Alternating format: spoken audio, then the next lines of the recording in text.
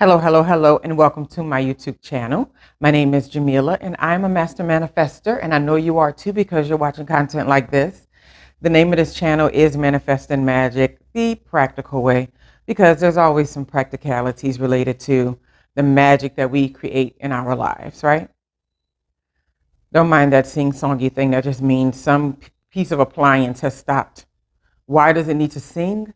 I don't know. Maybe you can turn off the option.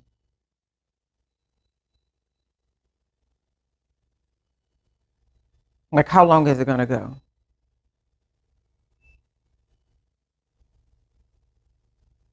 Goodness.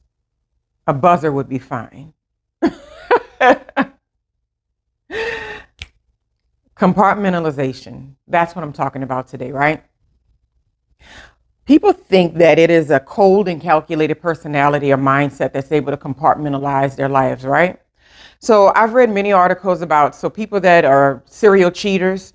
Many of them, they often learn how to compartmentalize really good. So they find a way to justify and like cut off connections of justify and compartmentalize their reasons for why they do something so that when they go into the environment, they can just be this honest and loyal and good person, but they're really not that person, but they're able to like section off and like, that's that world. And then let me do this world, right? Being able to compartmentalize is a very positive aspect, I would say, in many, many environments, especially as it relates to manifesting that people don't realize, right? Say you're at the workplace and you want to get a promotion or something like that. You want to be trusted with more responsibility. You want to make more pay. You want to be able to put yourself, out in front and be a value to the environment in a way that you don't feel you were a value before, right? And so you go up for this promotion or something like that, and then they wind up not taking you, and they take someone that they just hired the day before who didn't have a lot of experience or whatever. These little situations where people have, where they get into where they're just like, well, you're loyal and all, but we want to go a different direction or whatever like that. And so many people continue to work at the same environments, the same establishments for a while. Either they get angry or they get bitter, or they're on LinkedIn looking for a new position already. And it happens to them over and over again. It's something else that needs to be worked on. But the idea that they're not getting what they want from these environments is really, it's really smacking them upside the head. But my mindset now is a little bit different, And it's mostly because I've watched people who are able to compartmentalize their lives. And while it may seem cold and calculating to people who are giving their all to every environment that they're in with pure honesty and trustworthiness all the time, that's not what you're running into in the world. And what I've learned about people is that they're generally willing to trust you at the level of at the level that you are able to trust them. And it's so true. They'll give you the same amount of trust that they would expect someone to give themselves because they're not very trustworthy to begin with. And that's pretty common, right? So you have to think, okay, do I want to continue being in this work environment? Do I want to continue giving my time and energy? Well, it depends. What are the benefits that you're receiving in this place, right? Do you have a really good title that goes on your resume? Are you able to connect and help people the way that you want to connect and help them, right? Are you able to create some really basic functionality that helps you expand and improve your life to a certain degree or a certain level, right?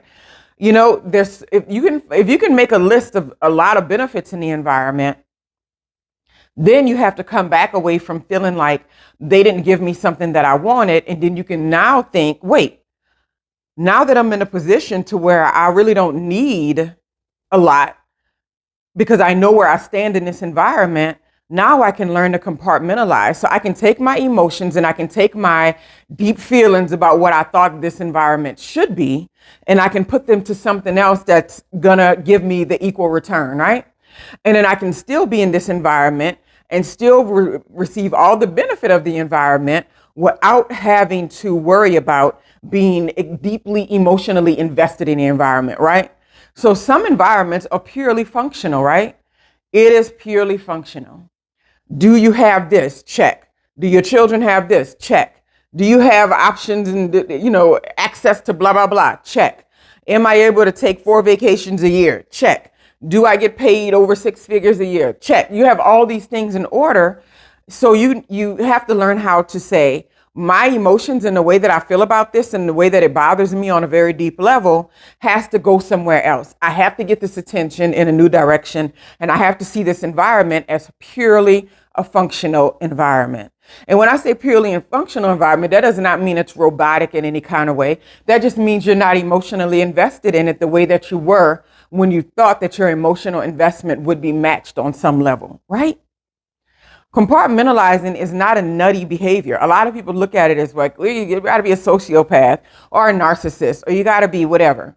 This is not the case. I think that a lot of women, especially in environments when it comes to the workplace, or in a lot of environments too in general, we are not really good at compartmentalizing. We're not really good at saying this is a functional aspect of my life that's working for me today. And when it's not working for me any longer, I'll move on to something else.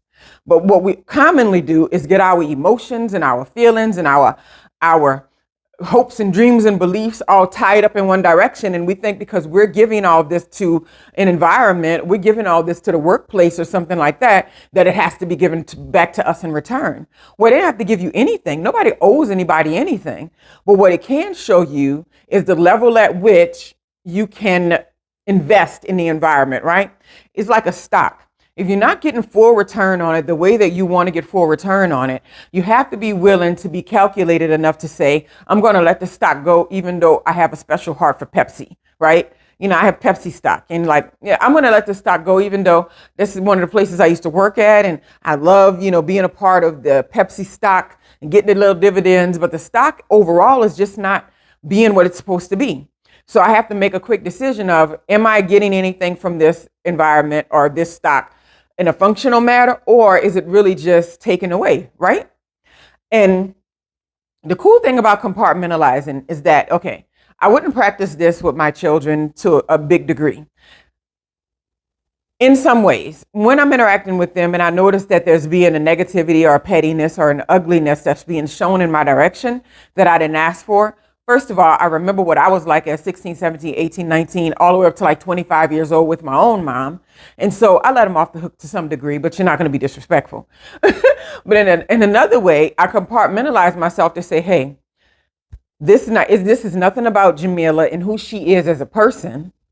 This is about them and what they're being and what they're choosing to operate in, the space they're choosing to operate in right now.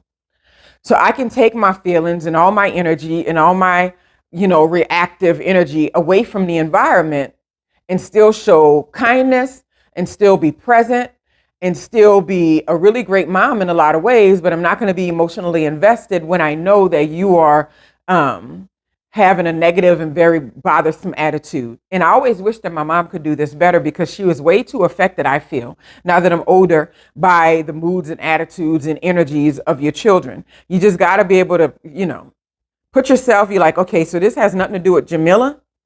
Jameelah, this has nothing to do with me as a person, me as a mother. This is just them. Let me stick that over there. And when they're willing to invest and it's an even keel thing, then fine, you can come back. But there has to be an emotional piece of you that nobody gets to have access to. And the reason why is because that is your protection. When you go giving people everything and all of it and putting everything on the line, then you don't leave yourself anything else for yourself, right? So compartmentalizing is not this cold, calculated, ugly thing. It is something that I think women would really, really be more, it would be more advantageous for us to take advantage of it, right? Because to be honest with you, people shouldn't get all of your amazing, beautiful, divine energy and all those sort of things if they haven't earned it. So we go into these workplaces, and because this is just who we are, we go give like we're a mother. We go give like it's a newborn baby. And while that may just be a personality trait that you have and you may be proud of it, never respect that same thing in return. So when an environment shows you that it's a functional space, then you have to remember, I need to look at how I can be more along the lines of a functional participant, right?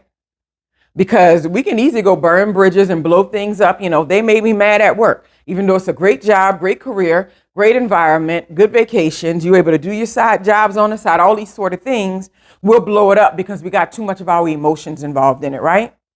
So that's just a matter of it. When you're in environments where you're not being matched at that level of trust and emotion and giving and sharing, you got to pull back. You got to take back who you are, because it's going to be a waste of your time. You have to learn how to compartmentalize. It's just like, okay, on this day of the week, I give this kind of energy. 4 times a month, I have to do this particular thing to make sure people know that I still exist. 4 times a month, I go to lunch with a colleague. It's calculated. It's in my calendar. There's nothing wrong with this. It's just making sure that you're covered emotionally and spiritually and mentally. Because when you go digging yourself a big old hole and throwing yourself into every environment and giving all of you who you are to everything that you got going on, and it's not being returned to you in the same exact way, you really feel depleted, right? And especially in work environments, because whether or not people admit it and whether they say it or not, there is a huge difference when women are leading with their femininity in environments as opposed to trying to be masculine like men. And right now, I work with a woman who is very feminine in her approach to the way that she handles men, even in information technology, which is a very strange place. But at the end of the day, people can't pretend like that is not a value. And it's a high value, and it should be respected on a lot of levels, right? And so when it's not, you have to remember, hey, this may not be the most fertile place for this to grow.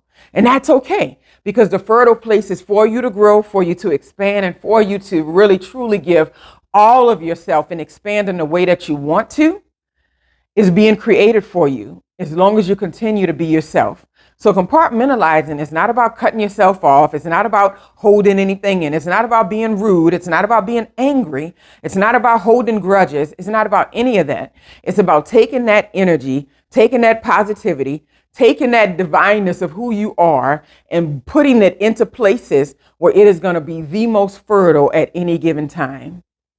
And we have to be really good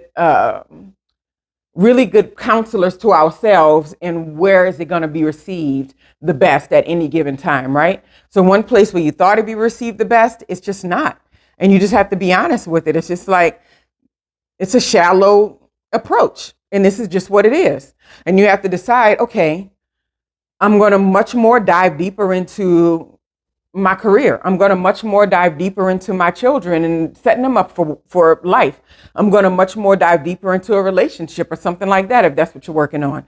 I'm going to dive much deeper into my personal development. I'm going to dive much deeper into setting myself up for success in ways that I've never done before, because I've always been thinking, let me combine this with someone else and let me do this in another environment and let these other people, let's all of us do this together. But it's just not the case in most places. A lot of people find this when they're trying to work with family. They're like waiting for their family to step in and be this thing that they need them to be. And it's just never going to happen. And it may at some point, but let them jump on when it's a train moving in one direction. So either they got to get out of the way of it, or either they can jump on if they're moving at the same frequency as you are, right? Anyway, compartmentalizing, good. Shutting yourself off, being cold and awful and bitter and regretful, no good, right? Compartmentalizing, saying this place, I got 100% of me to give. This environment is going to get this 50% of me. This environment is going to get 30% of me. My children is going to get that percentage of me. And then I have this 10% left to give to that thing that's not giving me back anymore. And that's how that works.